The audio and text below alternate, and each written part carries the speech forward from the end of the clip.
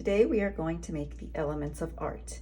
And the elements of art are the building blocks that we use to create a work of art. It can be thought of as the things that make up a painting, drawing, or a design. And there are 7 elements of art. Today we are going to create an element of art chart. You can see we have line, shape, form, color, texture, space, and value. And I'm going to show you what I did on this sketchbook right here. So you're going to open up your sketchbook and I am going to flip it. And I am going to begin by folding the paper in half. So I'm going to take the open side of the paper and I am going to fold it towards the center, towards the spine. I'm going to fold it in half. And that is going to give me the center line right here. You can use a ruler or you can do this just by sight. So I'm going to take a ruler and I'm going to make my line right down the center. And now the next thing I'm going to do is I'm going to make my horizontal line. So to do that, I am going to measure my paper. My paper is 11 inches. So the center would be 5.5, and I'm just going to make a little mark. And again, you can just put your finger in the center. Your spaces do not have to be perfect. If you have a ruler, fantastic. If you don't, that's okay. So now what I'm going to do is I'm going to create diagonal lines.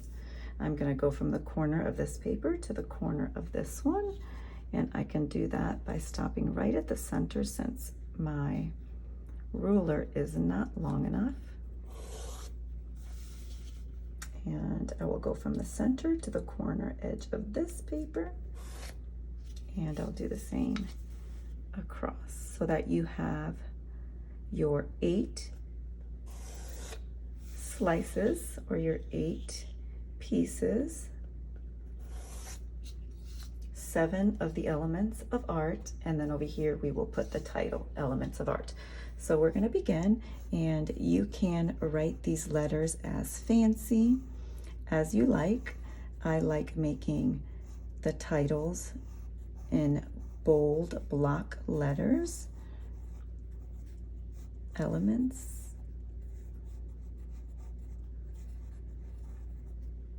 of art. Okay, and now the first element of art is line. And lines are a continuous mark made on a surface. And they can be all different types of lines. They can be jagged. They can be wavy. And there can be different types of wavy lines. Okay, they can be zigzag.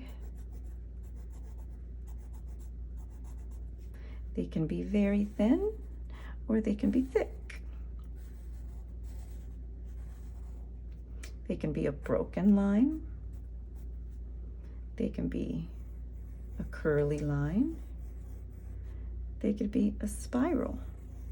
You can come up with your own, boys and girls, and you can see that I came up with a few different ones that I did over here, and they could be a dotted line.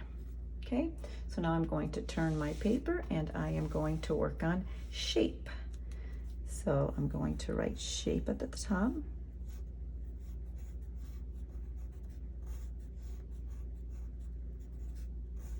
And maybe all of these words can actually be in a different font.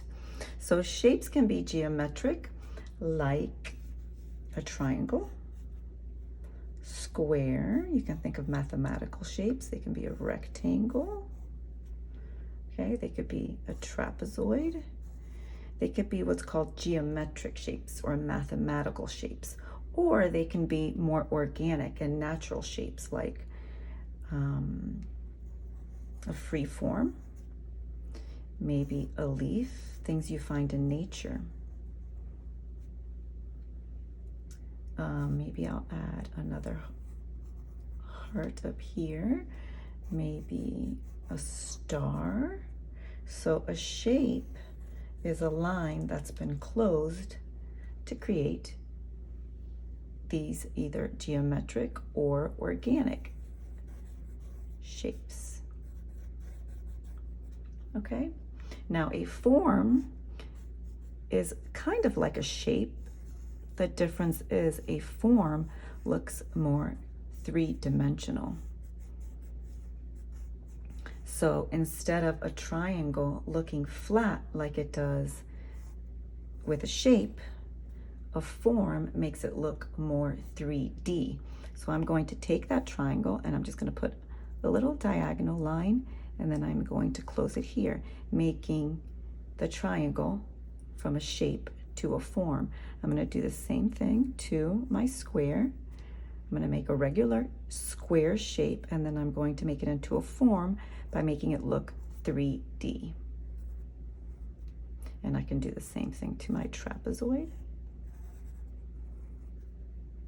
Little diagonals on the corner, and then connecting them. Okay, I can make a cylinder. I can make a cone.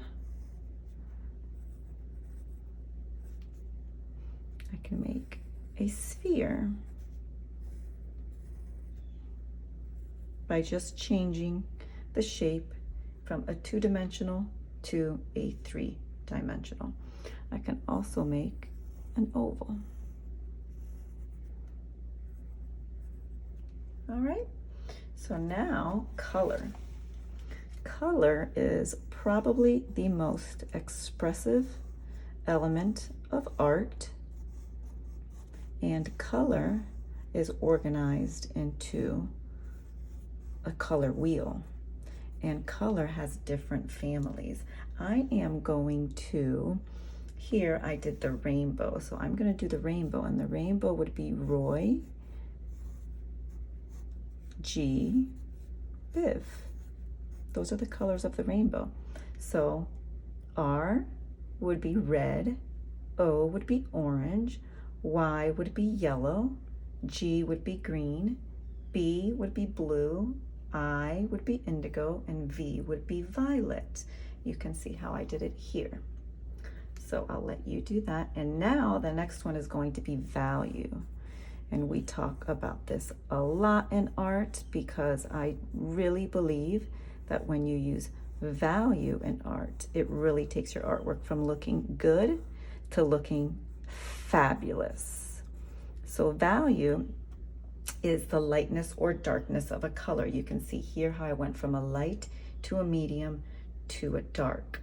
So to do that, and I'll show you with my pencil very quickly, I am going to press very, very lightly with my pencil. And then when I put a little bit more pressure, I press a little bit harder, my value starts to get a little bit darker. And I can keep doing that and getting darker and darker and darker until it gets to the very darkest point of all. Okay, time to turn and do texture. And I'm realizing I'm not doing it in the same order that I did here, but that's okay. Texture. Texture is what something feels like. So texture can be smooth, it could be rough, it could be jagged, it could be spiky, it could look shiny and smooth like I mentioned. So texture, again, is what something feels like. So how about we do a cloud for smooth and fluffy. We can do bumpy. We can make a cactus. And what do cactuses have? They have those little prickly things on them, right? So I'm going to do just a couple of little lines to make it look like this is spiky. So that texture would be spiky. We can make bricks to make them look like they would be hard. Okay. And how about, I'm going to make a little glass. And a glass is smooth. And then the last one is space. Space is the area around, above, below an object on your paper. And a lot of times in space, things can look three-dimensional. Things can look like they're small because they're far away in the distance. And there can also be what's called perspective. So perspective, I'm going to draw a horizontal line. Perspective is when you make things look like they're far away or close, how you draw them. So for perspective, I'm going to draw a horizontal line, and then I'm going to do an upside down V so that it looks like a road going towards a sunset. And I am going to make a little sidewalk, and it's going to go from thick to thin, because as things get farther away in space, they get smaller. I'm going to make the lines on the road, and again, in space, things get smaller as they get farther away. I'm going to draw just a couple of little mountains here.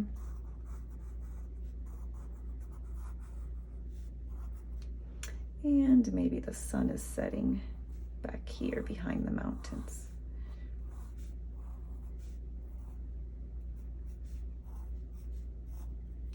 Okay, so boys and girls, these are the 7 elements of art. They are in every piece of art ever made, and they are also in the world around you.